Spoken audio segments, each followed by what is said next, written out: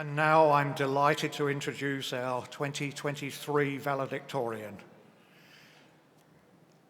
Zinedine Partipilo Cornielles.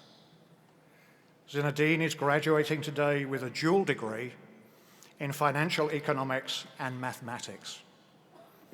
Zinedine and his family fled Venezuela to seek asylum in the United States when he was 16 years old, an experience that has fueled his studies, his research, and his future plans.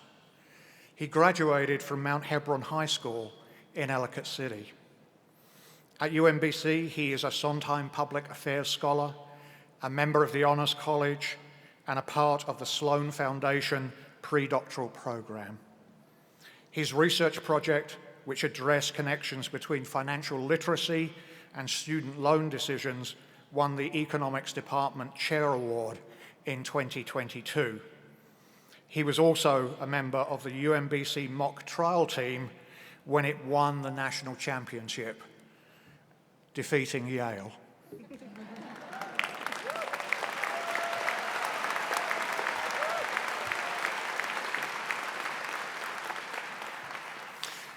After graduation, he is entering a post-baccalaureate program in the economics department of Harvard University and intends to pursue a PhD in economics.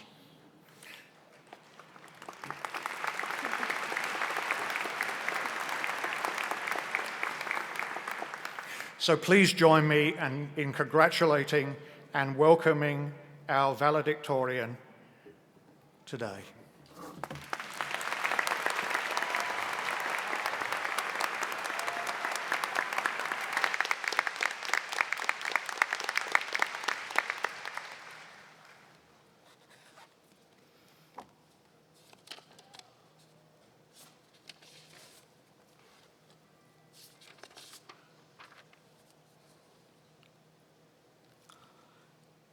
Thank you, Provost Rouse, and thank you for this honor. Greetings and congratulations, class of 2023, staff, faculty, parents, and honored guests.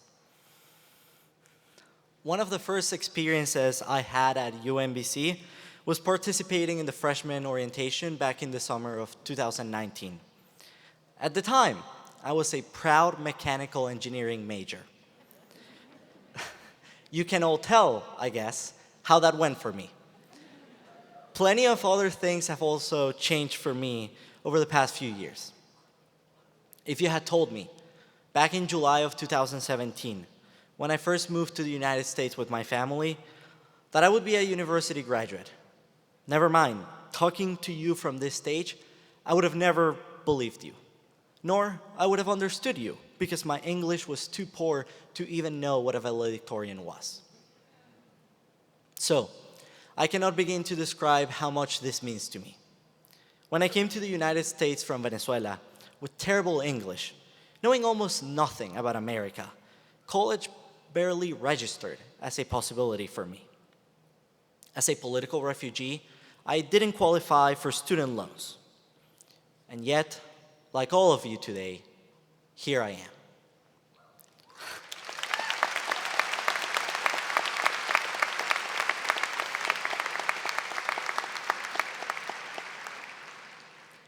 And like all of you, I would not be here without the support of my family and friends, this community, the faculty, professors, staff, mentors, family members, friends, and loved ones.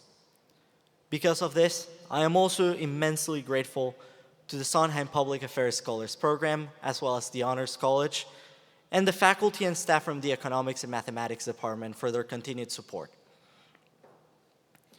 I am sure that the road towards today has not been an easy one, and that you have faced countless obstacles and challenges. I think we can all agree that between when we started and where we are now, we have changed who we are in so many ways. I hope we can all agree that we have had our ups and downs, moments when it felt like giving up was the only option left. And that's exactly when we've had crucial, seminal moments. Moments when we saw something in new ways, read something inspiring, watched a comforting movie, and we decided to keep going. One of the mantras that has kept me going and that I hope perhaps will inspire you to do so is that often giving up is harder than to keep trying. As I reflected on the idea of not giving up, I thought maybe it would be helpful to turn to great philosophers for help. One of them I'm thinking of particular is the great American philosopher, Mr. Robert Balboa, better known to some as Rocky. When my roommates and I recently rewatched the entire cinematic saga, I was reminded in the first movie, spoiler alert, sorry, Rocky doesn't actually win the culminating fight. And that's when it clicked for me. Life is not always about winning. It's about overcoming adversity and challenges, as we all have throughout our lives and throughout this journey. It's about standing up again after falling down. And I know that each and every one of us has been able to get back on our feet, regardless of the number of times we've fallen before, because you're here. Another great philosopher who has been really influential for me is the German philosopher Friedrich Nietzsche, a greatly misunderstood thinker who often gets wrongly associated with the idea of nihilism. In fact, many of the ideas he espoused related to self-overcoming, self-reflection, and embracing life. That is why I believe one of the greatest lessons we can learn from Nietzsche as college students, but also as people, is to continue challenging ourselves. It can be a challenge to do better, to be a better person, or perhaps at the cost of comfort and the risk of figuring out the truth, a challenge to constantly question our most sacred beliefs.